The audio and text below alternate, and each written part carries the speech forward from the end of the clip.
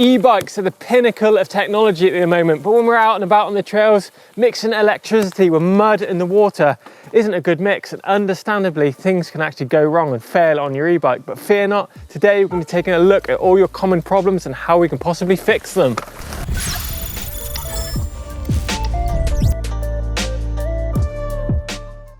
Now, there's a lot of talk about worn out bottom bracket bearings and motor bearings in the e-bike world.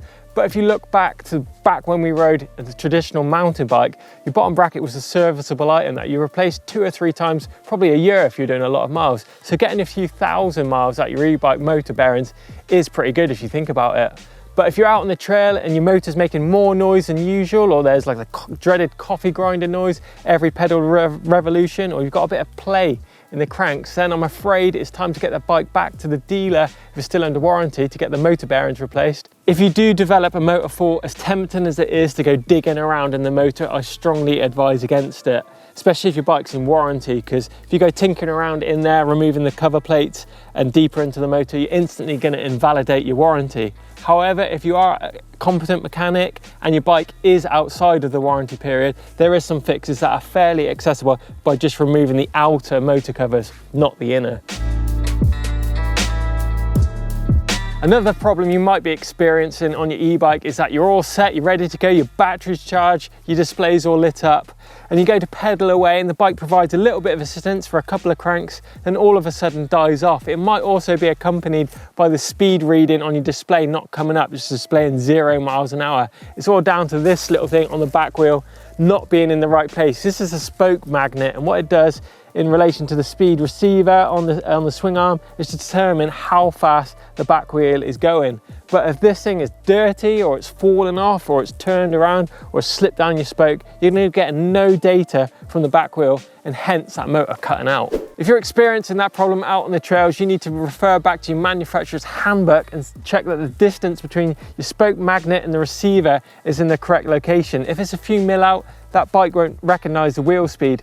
Whilst you're down there, you need to check the wires from the speed sensor into the motor as well. These are quite common to get damaged by trail debris or get pinched between linkage bolts, things like that on full suspension bikes. If your bike has a Bosch motor on it, then the error code will be 503 displayed on the unit itself. That means that it's got a speed sensor error and you need to correct how that magnet is in relation to the sensor. And vice versa, if you're a Shimano user, it will display a W011 on the display. So the dead e-bike's every person's worst nightmare. You've pushed the power button to turn it on and nothing at all lights up. First up, you need to check the battery level indicator. Press the power button and you should have a row of LEDs light up if you've got it on there, and that should show a fully charged battery. If not, you need to be asking yourself, was that battery in an extreme temperature? Was it stored in the shed and it's freezing overnight? Because your battery will not charge if it's too hot or too cold. The other things you need to check is the charger. Was it plugged in? Was it even turned on? Was it connected to the battery? All these things are meaning that you're going to plug a dead battery into your e-bike. If you're running the Bosch system and you've got an external battery, a really good way of getting over any battery problems is by doing a soft reset on the battery. The way you do that is just by finding the power button, holding that down for 30 seconds, waiting for the lights to change, and that should hopefully cure any battery problems you might have. So if you turn your bike on but the display isn't lighting up, you've got power from the battery but this part isn't actually lighting up, could mean that you've got a flat battery in your display unit. So underneath there's usually a little cover, you can undo that. There'll be a couple of like watch size batteries in the display unit. Especially if you've had the bike for some time, it could be worth checking those out. Replace them with fresh ones and you could see your display turn back on. And if you're running the Shimano step system, you're having a problem with the display, I strongly suggest that you go into underneath it and check that the connections are firmly into that unit with a strong click, because sometimes they can get snagged and come disconnected from the unit too. If your e-bike still isn't providing any assist at all and you've put a fully fresh battery into it, it's worth checking things like the wiring harness below. Is it even connected to your bike? If you remember to plug it in, have a look at the connections too. If they're dirty, give them a clean. Give it contact cleaner in there. Maybe put a bit of dielectric grease in there just to make sure it's got a really good contact. It's also worth checking the wires as well from the harness to make sure they're not broken, twisted or kinked. Give that a good push. Make sure the connection is really good. When you're out and about in the elements on your e-bike, it's quite easy to get water into the system. I've been water ingress into the battery. Now Specialized have been really good with this. What they do is display a couple of red lights on the battery, meaning that water has gotten into the system.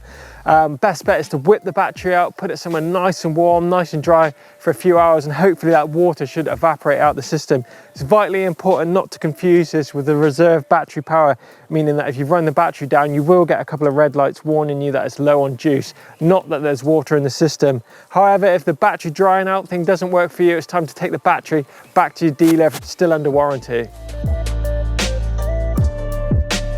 So let's talk a little bit about error codes. It's really simple. Basically, you need to turn on the bike will flash up with an error code on your display unit, if you have one, that is.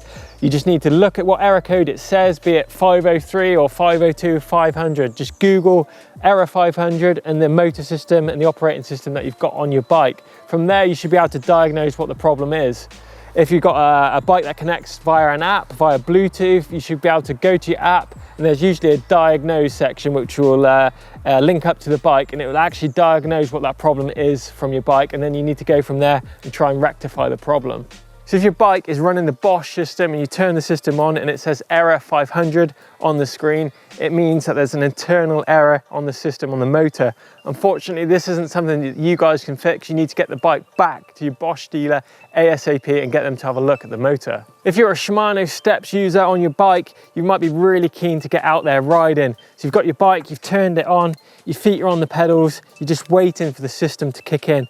Your display's lit up, and it's beeping straight away, and it's saying WO13 accompanied with a load of beeps. Basically, it means that the torque sensor hasn't initialized properly and it won't provide any power. So what you need to do, don't panic, just turn the system off, take your weight away from the pedals, turn it back on, keeping your feet clear of the pedals, and hopefully it should turn back on. No errors. Get on with your ride. So my top 3 quick fixes out on the trail for e-bike problems is, number 1 is to turn the bike off and then back on again. Wait a few seconds between, it might cure all your problems. Number 2 is check the speed sensor magnet is in the right location. And lastly is making sure the battery is in your bike, making sure it's fully charged and it's definitely connected to the whole bike. So there you go, I really hope you've enjoyed today's video on the top e-bike common problems that you might experience out there on the trail, and hopefully how to rectify them. But if you've enjoyed today's video, be sure to subscribe to EMBN by clicking the globe in the middle of the screen. But if you want to stick around, we've got loads of cool videos on here. Check out my jumping mistakes video down here. Give us a thumbs up if you've enjoyed the video, and drop some comments in the box below with all your common e-bike problems.